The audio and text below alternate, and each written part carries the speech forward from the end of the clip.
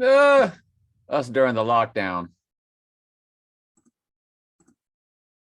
We, the people, watching the news on a daily basis in increments. March 23rd, 2020. So, we watch the news.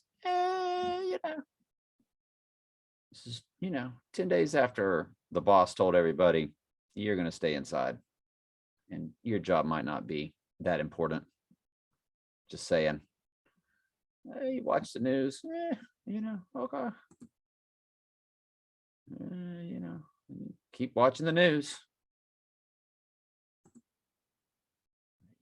We were locked down, so, we were relaxing.